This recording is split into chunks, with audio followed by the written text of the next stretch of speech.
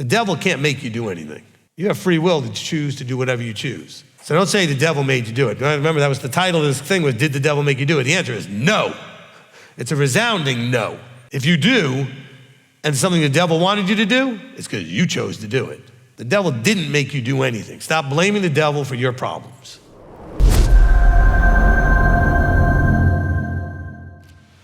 All right, so today we are in HaSatan, Did the Devil Make You Do It, part 16. Part 16. Now, if you're new and watching and you're thinking, wow, I missed already the first 15 parts, look, these things tend to be, yes, much more comprehensive if you watch the other 15 parts, but they also tend to be standalone, strong enough that you'll get enough out of just listening to today. However, if you go on YouTube, you'll notice that we've just recently posted, I think, part 7. That's a lot of parts behind. And you're thinking, well, how do I get the other parts? Well, we do this live every week, and those are also available on our YouTube channel. So if you go back 8 or 9 weeks, you'll get to part 8, 9, 10, 11, whatever. You can watch as many of them as you want and catch up. Okay, with the only thing being the first weekend of the month is his own meetings, so that's not going to continue in the series, right? Okay, but just keep that in mind. You can always go back and catch up. Just go back to the live streams, all right? Forward to where the teaching starts, and then you'll know, all right? Right after the announcements is the teaching. Well, give or take a few minutes. Depends on what I say after the announcements, right? All right, so let's go ahead and do our reset. Every week we're doing this reset. It's an important reset. It's a very short reset. We need to always remember when dealing with HaSatan that Yahweh restricts, constrains, and limits what HaSatan can do. All right? He can't just do anything he wants without restriction. Okay? We have covered that extensively over the past 15 parts, but you need to understand that he cannot just do what he wants without restraint. He is constrained, restricted, and limited by Yahweh. All right? Also, definitions of terms. Sometimes you read Satan, sometimes you read devil when we're looking at the Greek, okay? We often see one or the other. They're two different words, okay, in the Greek. Satan means adversary, and we see people called Satan sometimes when they're acting in an adversarial way towards whoever's calling them a Satan. All right, Yeshua said that to Peter, okay? Now, he wasn't possessed, as maybe the church might have taught you, I don't know, by Satan at the time or being susceptible. He was just acting like an adversary, okay? And devil is used when more describing the part of that sort of entity and idea, from the idea of being the slanderer, the accuser, right? A lot of times you call the devil the accuser of the brethren, often attacking someone's reputation, okay? Very often misrepresenting the truth. This is all often described as acting in a devil way, okay? Satan way means you're acting like an adversary. Devil way means you're slandering, accusing, attacking someone's reputation, misrepresenting the truth, all right? Now, we're going to begin now in chapter 6 of Ephesians. Ephesians chapter 6, and now, I want you to understand, I know we've been doing this somewhat chronologically. I have jumped around a little bit. I'm going to continue to jump around a little bit on these last books, because some of the things that are being covered thematically go better together if I rearrange the order, even though we were trying to go kind of from Genesis to Revelation, okay? So we are here. I know we've already been further on than Ephesians, but now we're jumping back to Ephesians, okay? In Ephesians chapter 6 and verse 10. For the rest, my brothers, be strong in the master and in the mightiness of his strength. Put on the complete armor of Elohim for you to have power to stand against the schemes of the devil. Okay, so that's why we're over here. This idea of the power to stand against the schemes of the devil. Now, I am not going into an in-depth, extensive description of the armor, because you can go to Be Set Apart, part 14 through 22. I cover it quite extensively, okay? You can go to Be Set Apart, the teaching called Be Set Apart, in parts 14 through 22. So that's a lot of parts to describe the armor, okay? And I've also did a teaching at one point called the armor of Elohim, so you can listen to that too. So this is not going to be that. We're going to go through this fairly briefly, but I'm going to emphasize the point is that these elements of the armor are there to help you to have the power to stand against the schemes of the devil. Now, by here, the word devil being used, we have to be talking about the schemes of the one who is slandering, who is accusing, who is misrepresenting the truth. That's what we're talking about here, not so much the adversary part. Okay? Although these are adversarial behaviors also. But still, it's focusing, the word diablos was there in the Greek, on this slandering, accusing, misrepresenting of truth aspect. Okay? Now he says, we do not wrestle against flesh and blood, but against principalities and against authorities, against the world rulers of the darkness of this age, against spiritual matters of wickedness in the heavenlies. Okay? So he's saying is that there are those that would love to see you fail. And they're there cheering on your failure. They're there providing opportunities for stumbling and failure. Okay, we do not blame them though. You always have the choice not to. Remember, they can't make you do anything. That's something I should have put in reset number 2. The devil can't make you do anything. You have free will to choose to do whatever you choose. So don't say the devil made you do it. Remember, that was the title of this thing was, did the devil make you do it? The answer is no. It's a resounding no. Okay? If you do, and it's something the devil wanted you to do, it's because you chose to do it. Okay? The devil didn't make you do anything. Stop blaming the devil for your problems. Okay? The devil's an opportunist. You put a little crack in the armor. We're going to talk about the armor. You put a little crack to kind of sneak through. Then he's going to get in there and cheer you on to go with and open that crack wider and just really get yourself in all kinds of trouble. But that's still going to be on you, all right? Don't scapegoat him. I'm not here to defend him. He's got a role to play. Problem is, his role is limited to what you allow. It's limited to what you allow. Every one of you, I guess I need to just reset this for like 2 seconds here. Every one of you knows people that have been susceptible to things you would never do. Can we agree? You watch other people do things that are really taking them down a wrong path that you would never do. And every one of you has done things that other people would never do. Now, why is it that these things that they're doing that you would never do, why would you never do them? Because they're just not your weak points. And we talked about that in the early parts of this teaching. Just resetting it now. Okay? I have no alcohol issues. Okay? I can drink a little wine at Oneg when we do our Kiddush and Motzi. Does nothing, doesn't make me want to drink the whole bottle, okay? If I'm at a family get-together once a year or twice a year and I decide maybe to have a beer, because I really don't like alcohol, it's not going to make me want to have 6 or 7 of them. I don't have that problem. I'm not judging people that do. I'm just saying I don't. That's not bragging. I'm just saying is because I don't, I have no devil-pushing temptation stuff going on because there's nothing there for him to work with. Okay? When you look at other people with weak areas of their lives that you don't have that same weakness, just recognize that the reason you don't have the devil or whatever, the temptation's always pushing on you is because you don't happen to have a weakness there. But you have other weaknesses that he pushes on all the time. By pushing, I mean encouraging you to go for it. All right? Go back to the beginning parts of this teaching where I cover that very extensively, okay? Now, so here we're told that we're not wrestling against flesh and blood, but against principalities. So really what he's saying is you're wrestling against your head and your heart, not flesh and blood. We're wrestling against thinking, feelings, stuff that doesn't have a flesh component, okay? Much more intangible. I know a lot of people want to think there are bad, the evil rulers of darkness are just planning against. I don't know that that's really the case, okay? You're struggling in the battlefield of the mind and the heart in choosing whether you're going to go your way or his way, or whether you're going to make his way your way instead of trying to make your way his way, all right? So he says here, now watch. He says, because of this, knowing that we have to do this battle, take up the complete armor of Elohim, so that you have the power to stand against in the wicked day and having done all to stand. So in other words, think about a battle or think about a storm raging and everybody's knocked down, or in a battle, you see the battlefield is littered with dead bodies everywhere or injured bodies everywhere, and only a few people standing. So you're gonna do this battle. Are you gonna be found standing? But understand, we're talking about a war, a battle for your mind, for your heart. And he says here, look, having done all, okay? In the wicked day, withstanding in the wicked day, having done all to stand. What is the wicked day? See, stop thinking this is gonna be a day.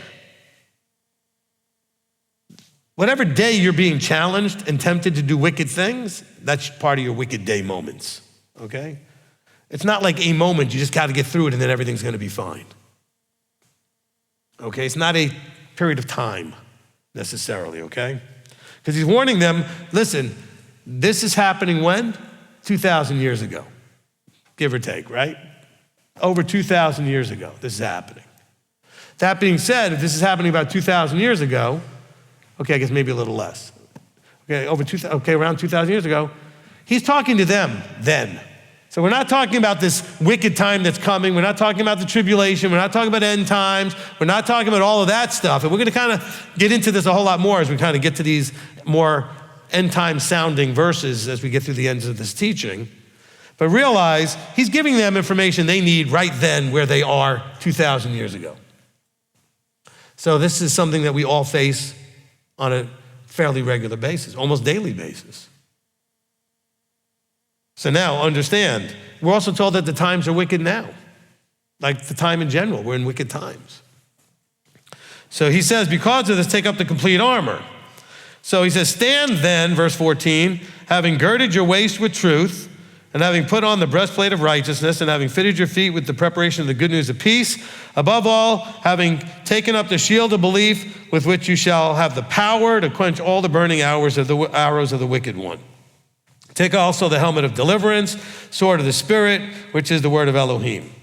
Praying at all times with all prayer and supplication in the Spirit, which in all perseverance and watching in all perseverance and supplication for all the set apart ones. All right, now, let's go through this a little bit, all right? He says, stand then having girded your waist with truth. All right, so as you're clothing yourself here, okay, one of the things is the idea of girding yourself. Like you know, they would have to pull up their clothing, like, you know, even have the Old Testament verses talking about making girdles and things like that. Because they didn't have the underwear we have today and other things like that. They would tie up stuff to hold everything together. They tie it tightly together around their waist. Okay, you put on armor, you had to tie it tightly around your waist for part of the armor. And so this is the thing of binding something tightly around you, and what you're talking about, truth. Okay, go back and listen to the whole teaching where I talk about the armor. But here I'm gonna just emphasize, you should really want the truth, the whole truth and nothing but the truth, no matter whether it's fun, whether you like it, whether it agrees with what you always thought, okay? Because we got a lot of people out there, I mean, the majority of people out there who claim to be walking in truth that have no idea what truth is. All the people you know in Christianity are gonna tell you how they're walking in truth, aren't they? And how they love the truth. I'm gonna tell you, you know, when it's right from a few good men, you can't handle the truth, okay? Not emotionally, not in terms of spiritually, and physically handling. The handling of something you can't physically, you're not ready to do the truth, right? Doing of the truth. The truth is something you do, okay? Now, so you need to gird your loins, okay, with the truth. Okay, that's like your basic starting point. Gird your waist with truth. All right, I also pointed out with the tzitzit, okay? Tzitzit point out the Torah commandments. The tzitzit is a reminder about Yeshua, right? We have the blue thread for Messiah. Where does that go? Around your waist. Okay? So it's like girding your waist with truth. So all you guys not wearing your tzitzit, shame on you. Not shame on you. Stop being a hypocrite. Stop claiming you're a child of the living Elohim. Stop claiming you're Torah observant. Stop claiming you're this, that, and the other thing, and you're not doing it. All right? I don't want to hear it. I do not want to hear it. I used to get these guys get in my face. I used to shave my beard half the year, right? I would wear no beard in the summer, wear a beard in the winter, and they'd go, Leviticus chapter 17, verse 19, it says, or 1917, whatever it is. Now I got me wondering what it is. And I opened right to it too. Let's see, it's 1719. No, it's 1927. Okay, there it is. And I opened right to it, so funny. All right. It says not to round the corners of your beard or do certain things to, okay? Now, of course, if you don't have a beard, you can't do that. So it tells you what not to do to a beard. It doesn't say you have to have one. But here's the funny thing. The people that attacked me had no tzitzit on. And I said, I'm sorry, I can't hear you because your tzitzit are making, or lack thereof, are making me deaf. What was that now? You're going to get in my face about beards when you don't have your tzitzit on? That's a straight commandment. There's no commandment that says you have to have a beard. Matter of fact, I can prove to you it's not a commandment because Abba is not a respecter of persons and would never expect you to do something that every man can't do. There are men that can't grow a beard. Every one of you know men that can't grow a beard. Some of you are men that can't grow a beard. Okay? It just won't grow. In certain races have a hard time growing beards. It's just not the way their genetics works. So how would Abba make a commandment that everybody can't keep that it would fall under? It doesn't make any sense. Now, if you have one, there's rules about it, okay? But the funny part was these people didn't have their tzitzit on, okay? Don't tell me I got the wrong calendar and you're not wearing tzitzit. Don't tell me I'm doing anything wrong and you're not wearing tzitzit. I'm not saying if you have one, come bring it on, but I'm just saying is stop being a hypocrite, all right? Get the plank out of your own eye, brother, before you come in my face, brother.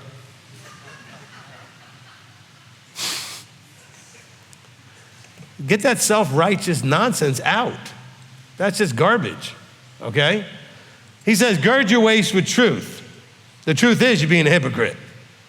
Truth is you know something to do, you just don't want to do it.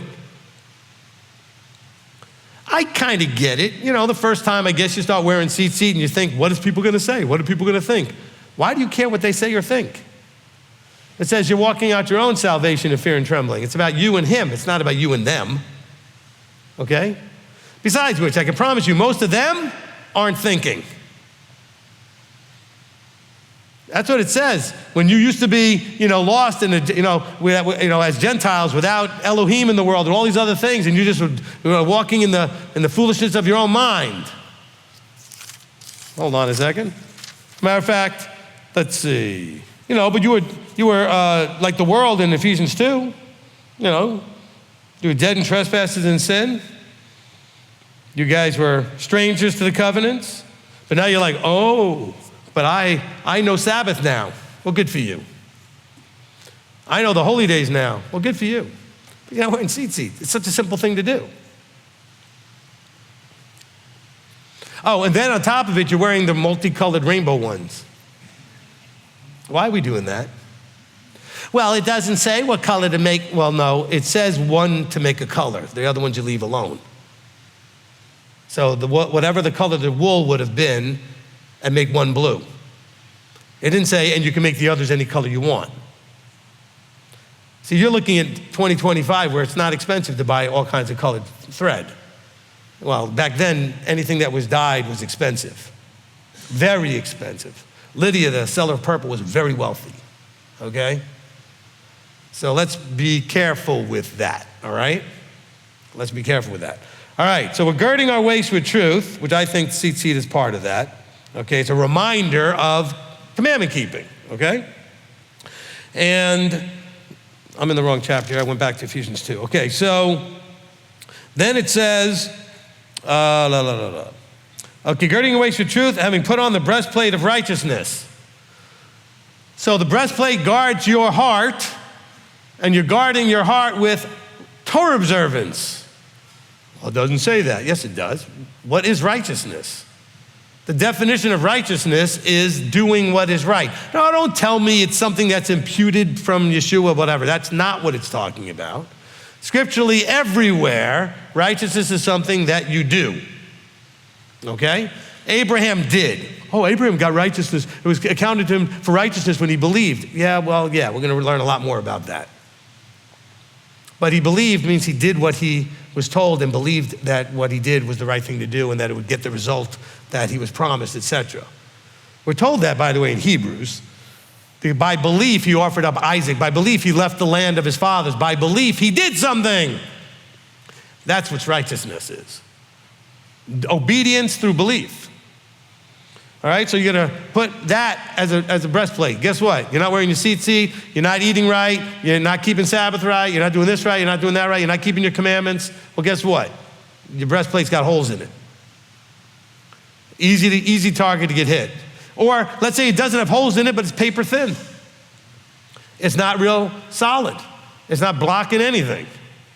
All right? He says, and above all, having taken up the shield of belief, okay, I'm sorry, went too far. Breastplate of righteousness, fitting your feet with the preparation of the good news. All right, we covered that in the good news teaching, so I'm not going to cover that here. What is the good news? But the point is, your walk, which is your feet, is always a representation of your walk, is in the context of what the good news is, which is why you have to listen to the teaching. What is the good news? Okay? Above all, verse 16, having taken up the shield of belief, so now you have this kind of belief covering you in two ways. The righteousness shield, breastplate is a belief thing, and now you have a shield that's also giving you protection and blocking things out because you do because of what you believe. And you don't do because of what you believe. So when somebody invites you to something on the Sabbath, you block it with the shield of belief saying, no, sorry, can't do that. Okay? See, but if your shield is not up to the task and your breastplate's not up to the task, you're going to go ahead and say yes and do it anyway when you shouldn't.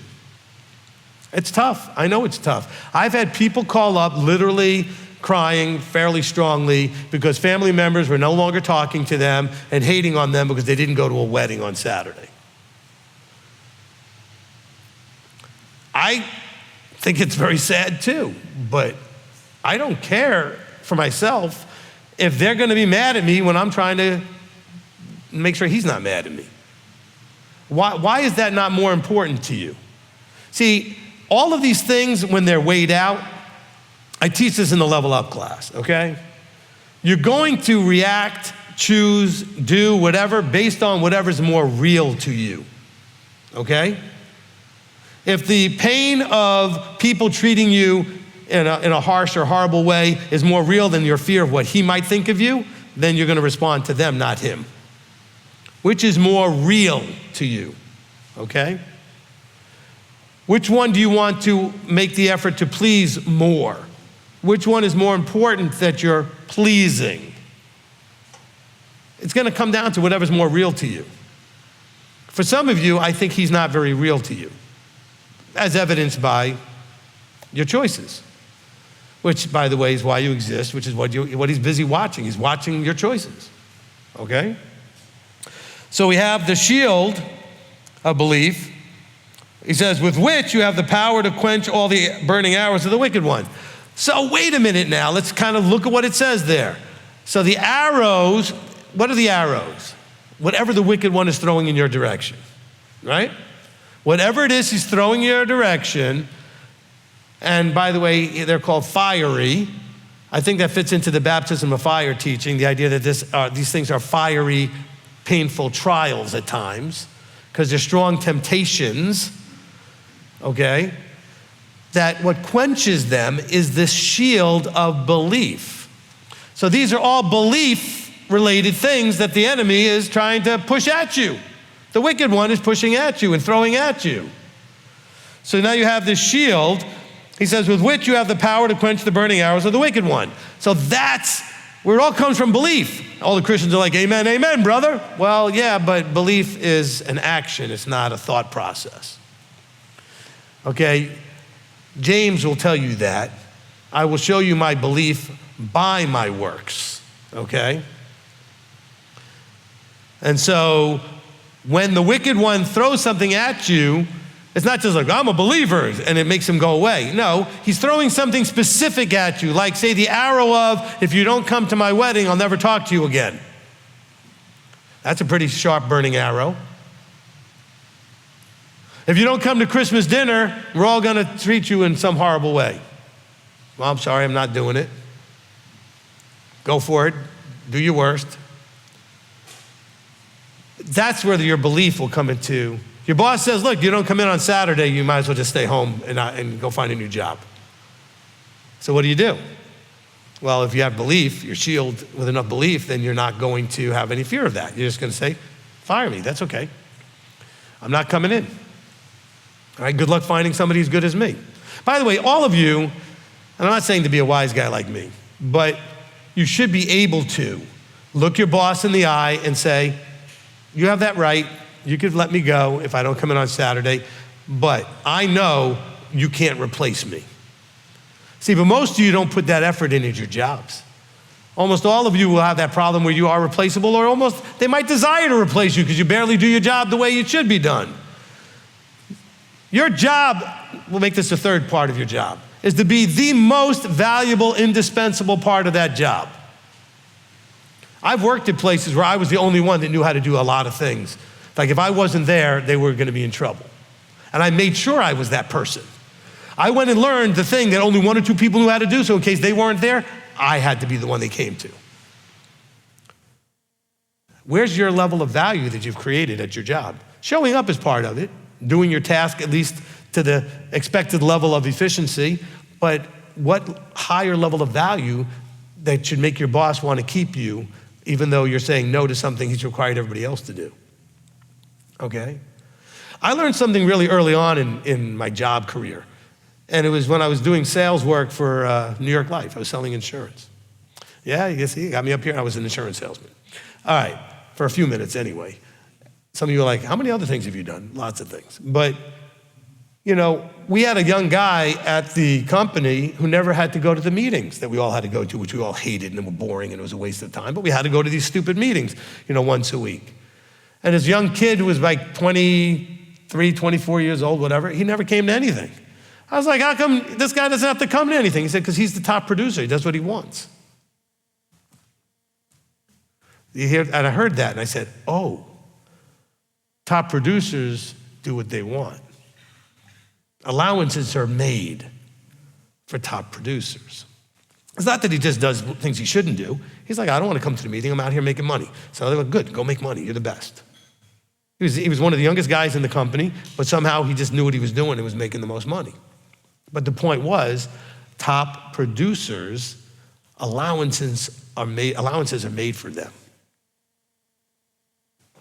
But if you're just kind of punching the clock and just getting it done and doing a good enough job, well, who's gonna make an allowance for you?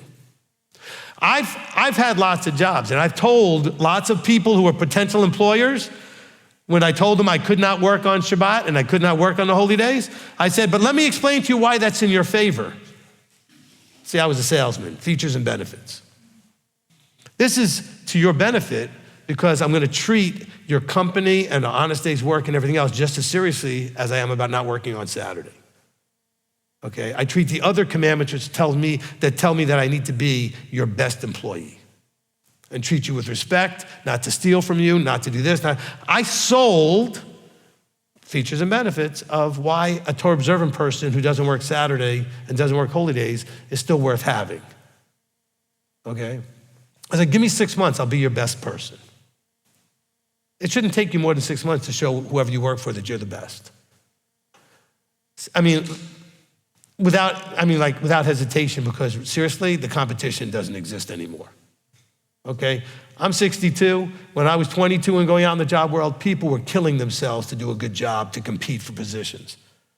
Nobody's doing any of that today. You're going up against people that barely want to show up, okay?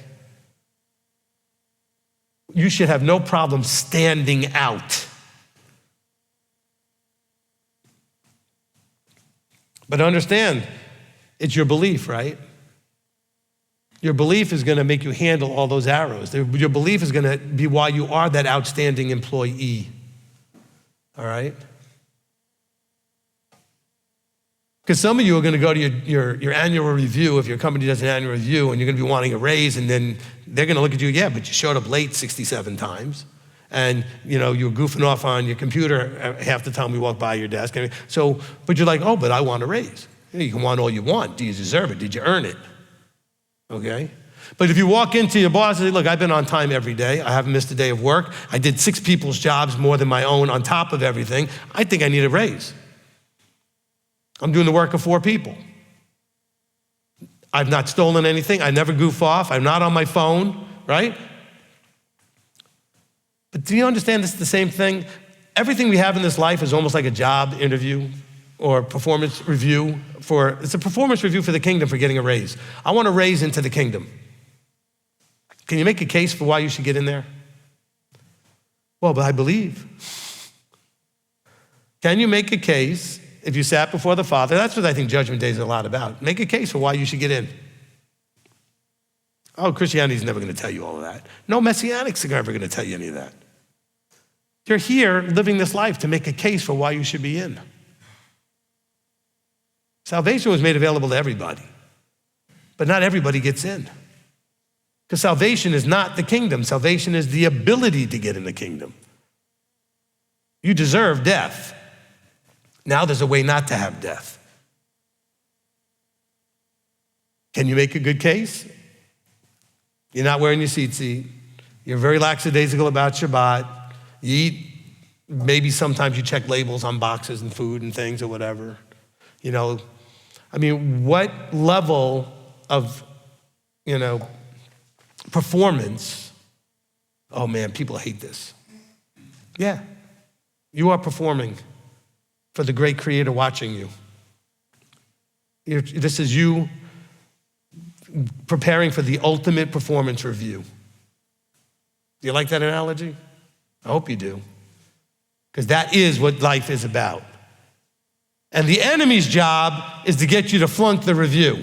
He wants you to fail in your review. He wants you to you're sitting there and the guy looks at you and God looks at you and says, no, you didn't put in the effort. You goofed off. You gave in to all those arrows and went off and did whatever you wanted, which is what I told you not to do, and blah, blah, blah, blah, blah.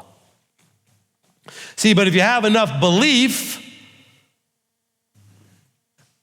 as evidenced by your choices and decisions and your actions, those arrows can't do anything to you. Look at Job. The whole thing with Job is that none of the arrows did anything to him. Did stuff to his family, did stuff to his crops and his animals, nothing to him. He was like, I'm good. I trust my Elohim. He passed his performance review. All right? Take also the helmet of deliverance and the sword of the Spirit, which is the word of Elohim. Okay, so the helmet of deliverance. So what does that mean? I want you to, what's the helmet covering? Your brain, your thinking. Always remember that deliverance has been provided you. Stop squandering it. Deliverance wasn't made available just for no reason. It was made available so that you could do something with it. So have that be at the forefront of your thinking, of your thoughts, of your mind. Right? The helmet of deliverance. By the way, I didn't say all of this stuff in the Armor of Elohim teaching or in the Be Set Apart parts. So you got additional information here, different ways of putting things. Okay? But it's covering your head, all right, that helmet, which means, again, you need to be guarding what's going on in your mind. Philippians 2:5, let this mind be in you. That's in Messiah Yeshua, right? And then he says, take the helmet of deliverance and the sword of the Spirit. So let's not ooey-gooey this whole thing of the Spirit. He says exactly what he's talking about. The sword of the Spirit, which is the Word, okay? Which we know is a sharp, double-edged sword that cuts through even to the marrow. In other words, it's going to cut through all the garbage and all the nonsense and all the BS and get to the truth. In you, not just in everybody else. It's going to cut through all of that. But if you have the Word and match up whatever's coming at you, the arrows, the fiery arrows, and it doesn't match up with the Word, it cuts that stuff right out. Arrows on the way and you just go, and you knock it right out of the way. So the sword of the Spirit is the word of Elohim. Wow. So then he says, we'll wrap this up here with a couple of verses, And then we'll go on to the next reference here. So he says, praying at all times with all prayer and supplication in the Spirit, watching in all perseverance and supplication for all the set apart ones. So let's kind of really take this properly, because if you read this as a charismatic, you're going to completely get this thing wrong. We just read the armor. We have the context for this. We just had the context for spirit being the word of Elohim. It says, praying at all times. Praying at all times means being vertically aware and connected at all times. Always aware that you are being watched, observed, cared for, okay? Sometimes provided for. But that he who cares about you, made you, is observing. He's there watching. He's rooting for you. He's cheering you on, okay? Praying at all times with all prayer and supplication in the word of Elohim. Just replace the word, because he did. He told you what it is. He didn't say in the spirit in some tongues, weird, whatever, and just emotional thing that you don't know what you're saying. He's saying the spirit, which he just defined as the word of Elohim. He said with all prayer and supplication, so you're praying and in supplication to what the word says. So your prayers are in line with the word. We good on that? You get that? These verses have been taught to you wrong because they're out of context. And we're not talking about majorly out of context, meaning some verse that was way somewhere else. This is literally the previous verse says what this is. Like literally, it just said the word of Elohim is the spirit, right? The spirit is the word of Elohim, and then it says, make sure you're praying in the spirit. What spirit? The one he just told you, the word of Elohim. See, so easy this can be out of context. People take this one little verse. How many times have you heard this pray at all times verse and not have the rest of the armor taught? A lot. Oh, pray always. Pray in the spirit. What does that mean? I don't know, just look at the previous verse. One verse earlier, okay? Now, he says, watching in all perseverance and supplication for all the set apart ones. So in other words, be aware and watch out for everybody. Have each other's backs, okay? We're a family, we're a team, we're an army. We got to have everybody covered, okay? Be aware of what's going on with everybody. I don't mean like spy on and be nosy. I mean just be aware of your brothers and your sisters and stuff that's going on. Something comes into the group that could be a problem, then you might need to let leadership know, hey, I want my brothers and sisters to stay safe too. There's something going on that might be a problem. Don't go around telling everybody about it. Come to the leadership. Our job is to be the guard dogs, okay? Verse 19. No, I think we'll stop there. That's good. Okay? We'll stop at 18. I think I had it originally as 18 on here. I don't know why I changed it. So we'll just stop at 18. I'll change that on my notes. All right, now, let's go to James chapter 4. Okay? You'll see how this all ties in and why I decided to do it in this order. Okay? James chapter 4.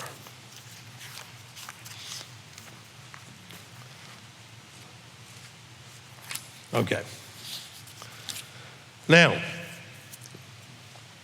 so we'll start in verse 7, and then we'll go back and we'll kind of put context in starting in verse 1. So then, subject yourselves to Elohim, resist the devil, and he shall flee from you. So we could have started with this idea of resisting the devil. What's the devil? Slanderer, accuser, misrepresenter of the truth, etc., right? He says, resist the devil. Well, we just read the armor as part of how we do that. So I wanted to give you the armor context so that we start reading some verses about dealing with, resisting, and overcoming the devil, that you know the tools that are available to you to do that are intended to do that. Let's go to verse 1 of chapter 4. Where do fightings and strivings come from among you? It's still happening today, isn't it? Okay, still happening today. He says, do they not come from pleasures that battle in your members? Okay, so now, here's the funny part. He says in your members, we can take this in multiple ways. So we have pleasures that battle amongst each other, what I desire versus what you desire. We also have pleasures and things that are battling within ourselves. Some of this fighting is in you, okay? Not some of it, meaning sometimes. I mean, some of it is happening in you. Some of it is happening outside of you, often because of what's happening in you, okay? Why do fightings and strivings come from among you? By the way, Paul said in one of his writings, he said, you crave and do not have, you desire and do not have, and this is why we fight and we strive and we have issues. So James is saying basically the same thing. He says, you desire, oh, here it is actually, he says it here. I went to say it was Paul, but it was James. You desire and do not have. You murder and are jealous and are unable to obtain. You strive and fight, and you do not possess because you do not ask. We have a problem dealing with our pleasures, desires, our preferences. I want, I don't like, I don't need. I. Okay? You desire and you do not have. That's why we fight. He's not just saying this is a problem just within you. We cause problems with each other because you desire and don't have. You are unable to obtain. So you strive and fight, and you do not possess because you do not ask. So instead of seeking, by the way, asking here means asking someone that could help you fix the problem. Not necessarily just the person you're fighting with, but maybe that's something you need to ask the Father. Maybe that's something you need to ask leadership. Maybe that's something you need to ask somebody who's an expert in some area, but you don't ask the right ones, okay? You know what?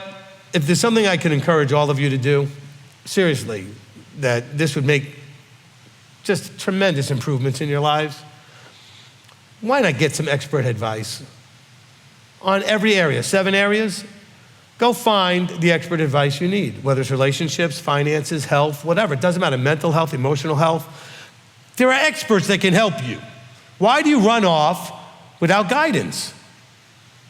Get guidance. And then you go off on your own and it blows up in your face, and you're going to get guidance the hard way.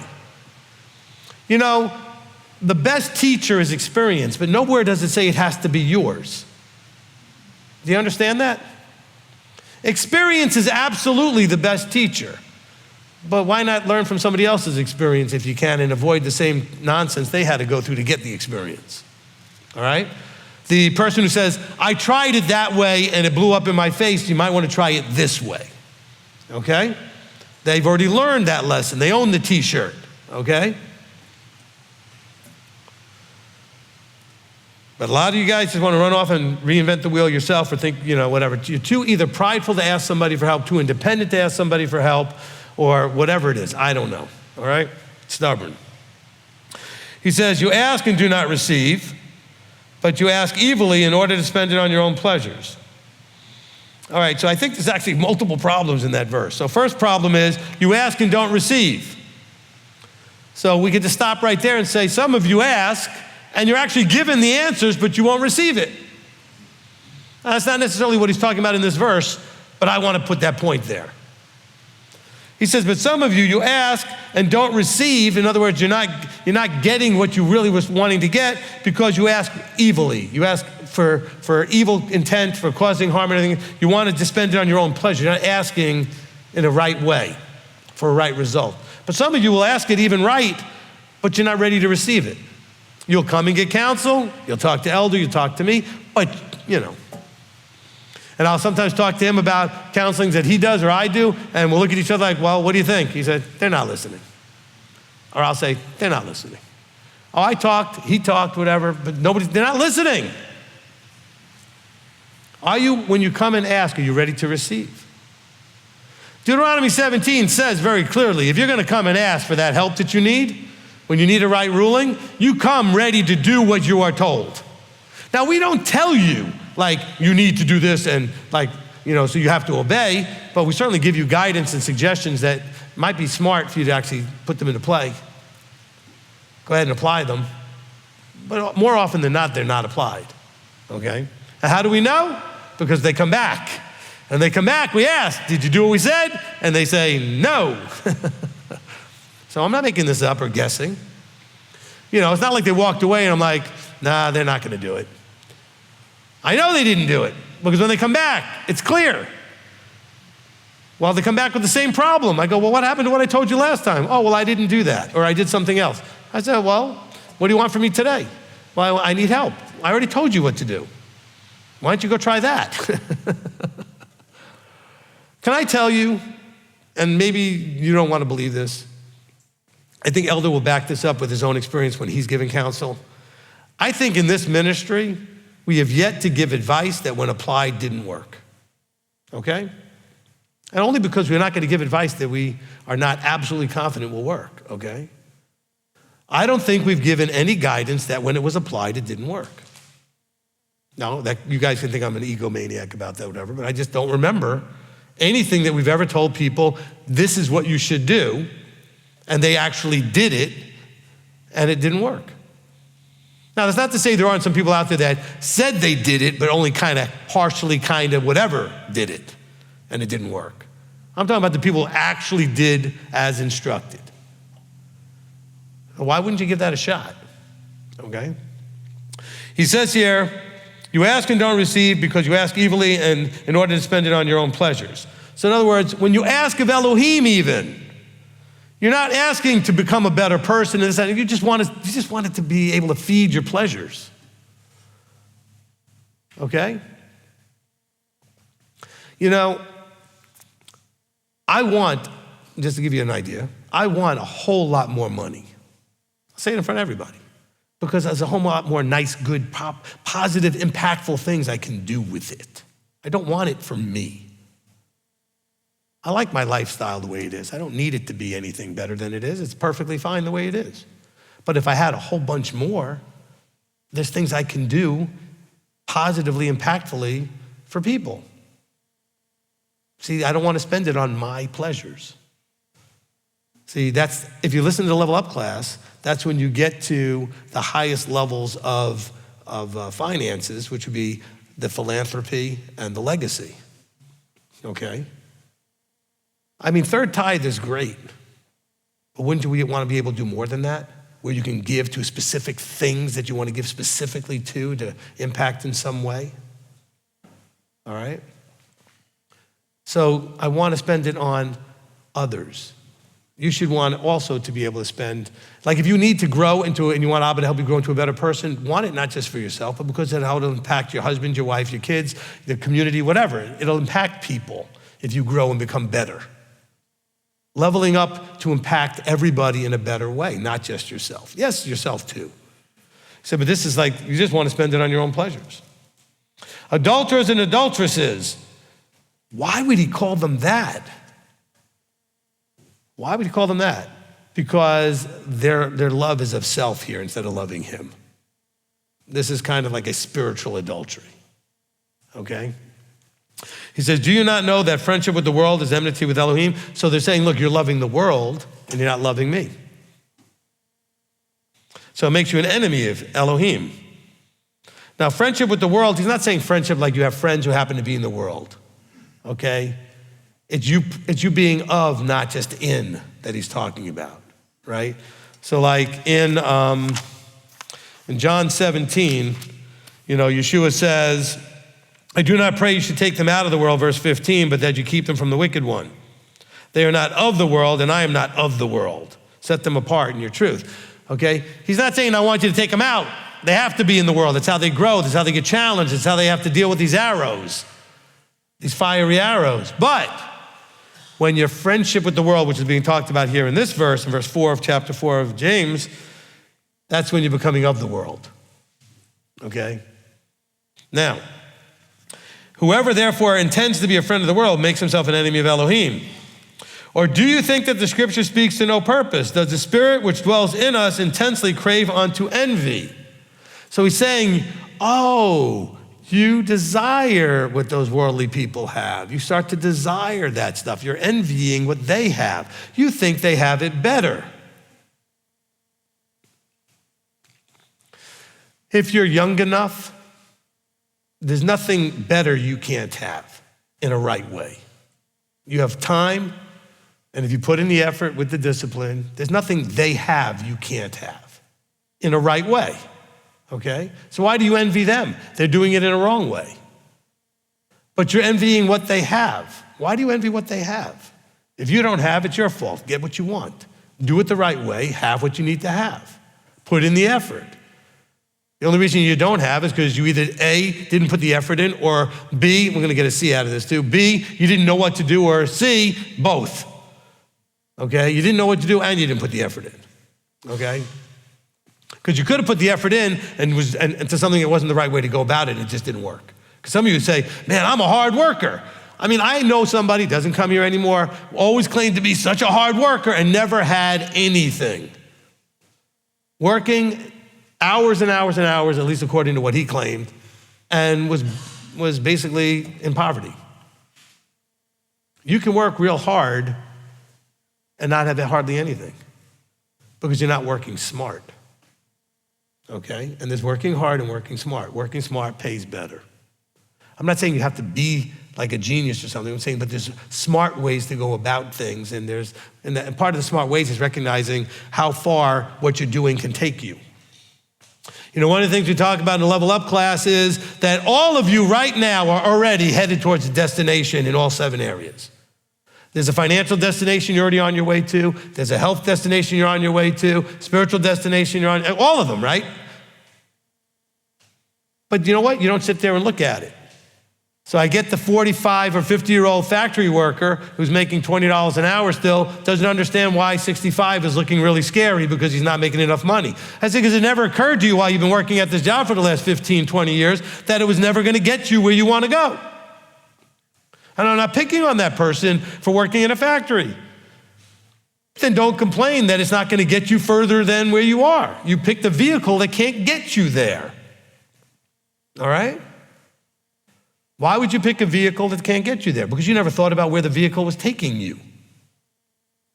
You just showed up and started doing your job. I got caught in the cycle. I wake up, I go to work, I do my job, come home, go to sleep, whatever, wake up, go to work, and you're in that same rut. Everything you're doing is already taking you to destination points in those 7 areas. Wake up and see where those points are. You're already headed somewhere.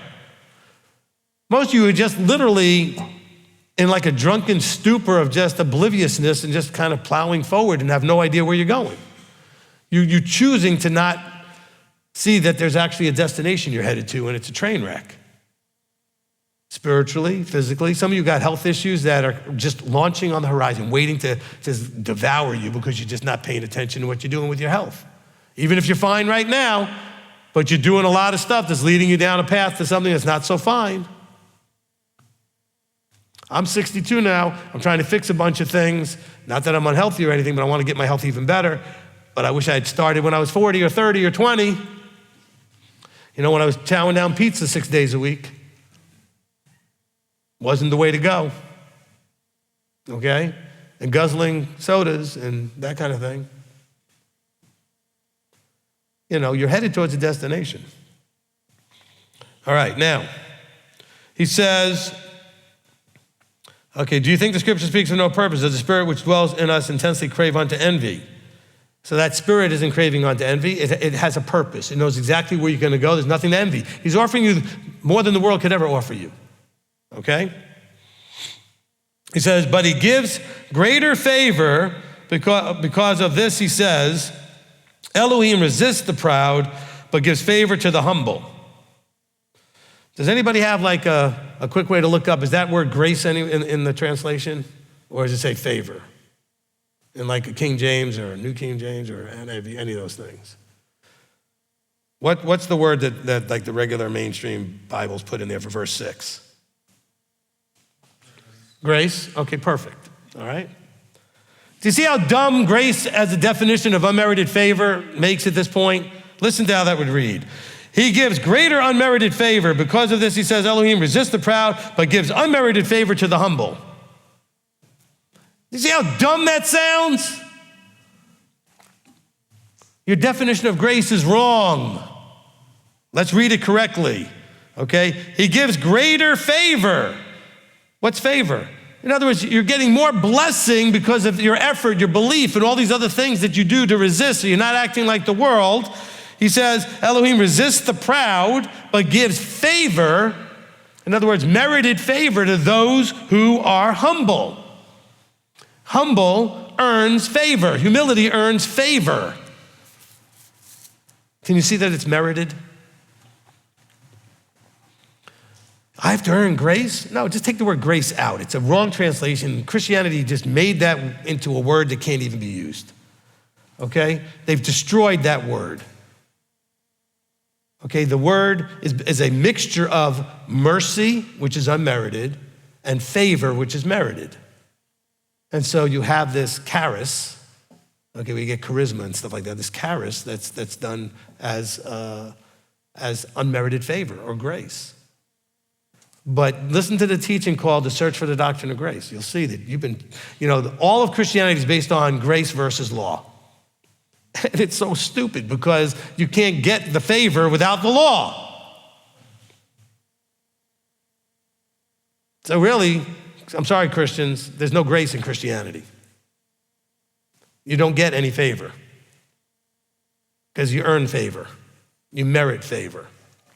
And your teachers in Christianity, go ask your pastor. Your teachers in Christianity have taken away all that merits favor. Oh, well, no, we merit favor because we believe in the resurrection. So does the devil. It says it. Like the verses actually say, the demons and the devil believe that he was resurrected, that he's sitting at the right hand. So good for you. That doesn't put you in a whole different category. You know what puts you in a different category? Torah observance, covenant keeping, humility. He just told you humility is part of favor. See, I'm sorry, but the church is not telling you the truth. Okay? They're just not. All right. Now listen. He says, Elohim resists the proud, but gives favor to the humble. So then subject yourselves to Elohim. Submit yourselves to Elohim. How do you do that? It should be clear. He's comparing the world and its choices to Elohim and those choices. So submitting to Elohim is in obeying his commands. That's how you submit. He says, do this, and you do it. He says, don't do that, and you don't do it. That's submission to him. He says, do it. The world says, don't. He says, don't. The world says, do. Well, who do you listen to? If you listen to them, you're submitting to them. You listen to him, you're submitting to him. He says, subject yourselves to Elohim, resist the devil, and he shall flee from you. Oh, so if you don't give in to any of those places, those weak points in you and strengthen them up, the devil's got nothing to work with. So he'll flee from you. It's not so much that he's afraid of you and he's going to flee from you. He's just going to go find somebody else that's got some weak spots. He doesn't need to bother with you. You've strengthened up all the weak spots, all right? You filled all the holes and all the gaps in your armor, and there's nothing to work with. That's your goal, right? Okay? All right, then he says, draw near to Elohim and he'll draw near to you. How? I'm sorry, Christians, I don't want to keep picking on the system that you're in, not you. But if you read this verse, go ask your pastor how to do that. Don't you wonder these things? I know, maybe I'm just weird and crazy, okay? But I hear a verse that says, draw near to Elohim and he'll draw near to you. I want to know what that looks like. How do I do that? What does it look like? Well, I think it looks like that you do things that are in covenant. Okay? Because that's what brings you near. Actually, the idea of making certain offerings is the drawing near. Korban means to draw near. Okay? Now, so he says, draw near to Elohim and he'll draw near to you. Cleanse hands, sinners, and cleanse the heart, you double-minded. Ooh. He called you sinners if you don't do this. What's the definition of sin? Breaking the law. Transgression of the law is what sin is. Isn't that the definition? New Testament definition. Okay? Sin is the transgression of the law. So clearly he's talking about if you're going to draw near to Elohim and he'll draw near to you, you have to stop being a sinner, which means you have to stop transgressing the law. I'm sorry, Christians, go ask your pastor what that looks like, because if the law is done away with, how can you do this? Because the law wasn't done away with. So how can you do this? Cleanse hands, sinners. Cleanse your hearts, you double-minded. What is the double-mindedness? Your mind and his mind trying to occupy the same space. I don't want to do that, but he says you have to. I want to do this, but he says not to.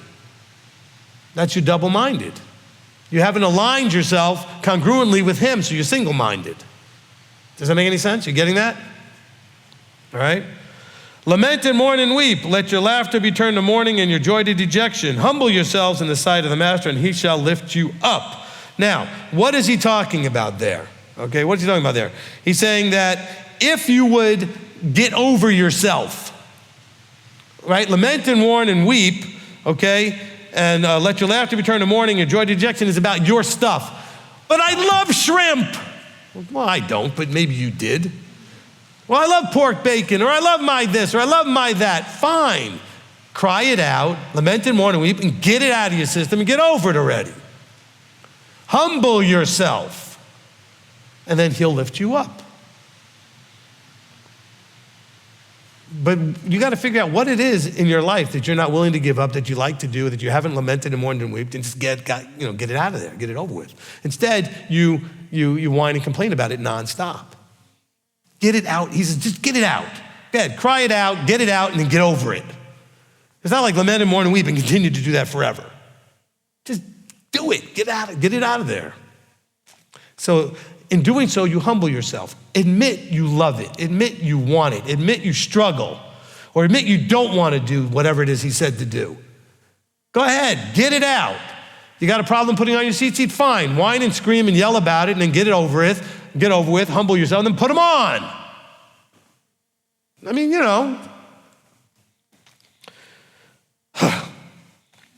Verse 11. Brothers, do not speak against one another. He that speaks against a brother and judges his brother speaks against Torah and judges Torah. And if you judge Torah, you're not a doer of Torah, but a judge. James is still trying to get you to do the Torah. See, that's why James was one of the books that almost didn't end up in the canon. The Catholics didn't want this. The Council of Nicaea did not want this.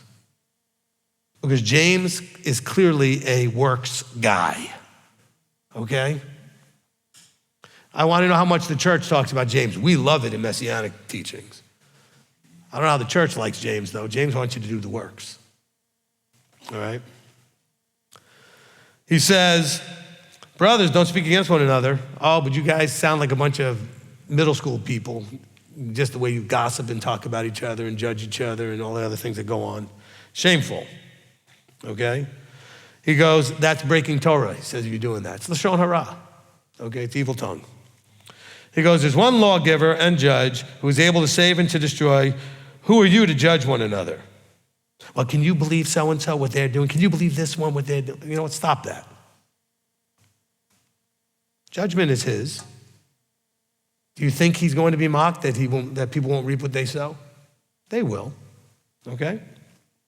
Do you know how many people, it's funny because people will accuse me of all kinds of things. Do you have any idea how many people have come through this ministry that have taken tremendous advantage of things that we offer in this ministry?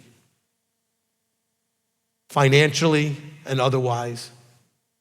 It's funny how I get it. All these people want to always accuse leadership of, they're misusing money. The people we help are misusing the money, okay? People with great needs that we had compassion on, that we helped, and then they disappear and never to be heard from again. All promising, when we get back on our feet, we'll start putting some back in the box. Not that we're lending it to them, but we gave. So just keep that in mind, all right? Am I judging them? That's my point. No. Do I really care? No. Abba wants us to have more fun, so give it to us. Okay, we felt we were right when we helped them. Okay? And so I see some of you would be all pissed off. Hey, we helped them, and then all they do now is talk bad about us. Yeah, by the way, most of the people we help the most left and talk bad about us. I'm talking about financial help. Okay, so when you go out there and watch people bad-mouthing us, probably ask the question, I wonder how much financial help they got, because they probably got the most. And they're the ones who talk the worst.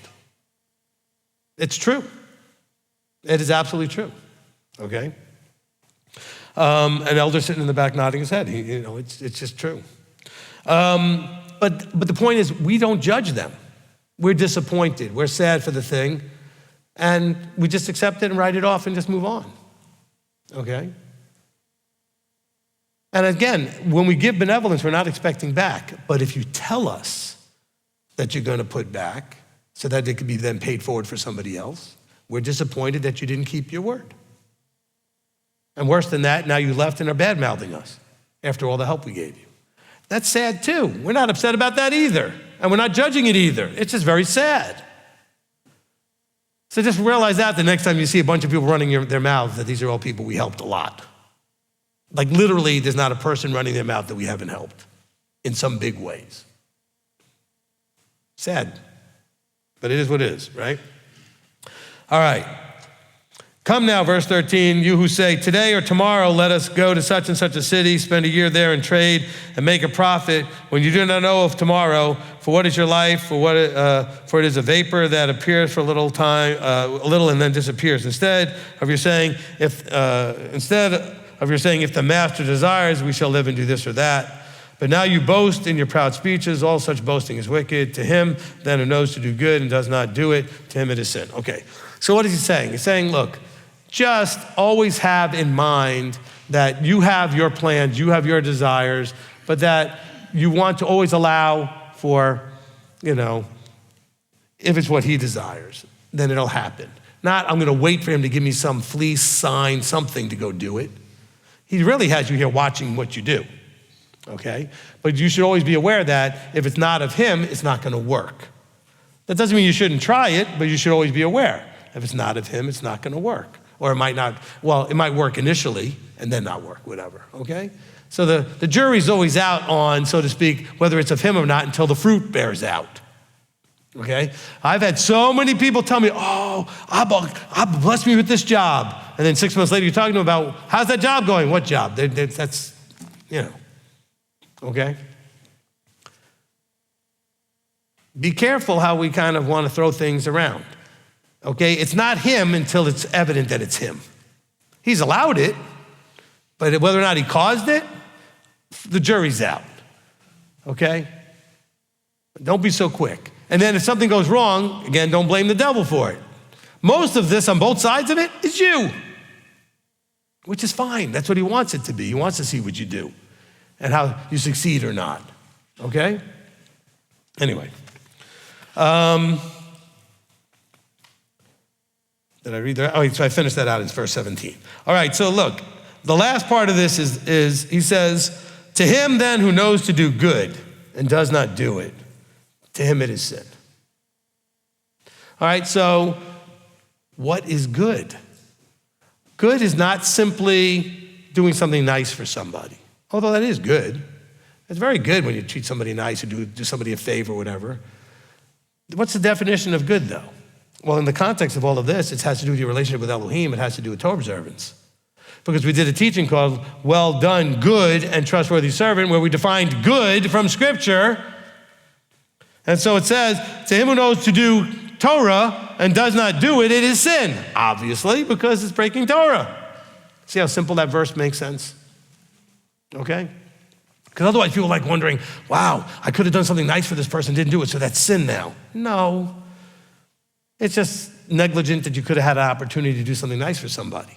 It shows that your heart wasn't right yet and this kind of thing. It wasn't sin. You just hadn't grown to where you need to grow yet. But when it talks about things that are sin, it always has to do with Torah observance or Torah breaking. That's your definition of sin. So we're not creating new laws. Do not add or take away. Okay, so this is not a new Torah law. So hopefully that makes sense. Where are we on time? Perfect. All right, so we're going to probably close it up with that. Let me just mark that on here. Let's go before the Father. Father, we come before you. Father, we really appreciate, as we're trying to understand your allowing and using of these functions of HaSatan, devil, etc., that you've given us instruction through Paul in the letter to the Ephesians about the armor, and you've also through James instructed us about what we might need to know to understand what we can do to resist the devil. And so, Father, we ask that you would continue to be patient with us as we walk this out. My prayer is that we merit your favor. My prayer is that we take these things seriously. My prayer is that we are aware of our owning of our lives, okay? And so, Father, we thank you for the word. We thank you for the inspired writings. I thank you for giving me the words and hopefully help some people in some way today. And so, Father, we thank you, praise you, and give you glory and honor for all things. In the name above all names, Yeshua our Messiah. Amen. Amen. Amen.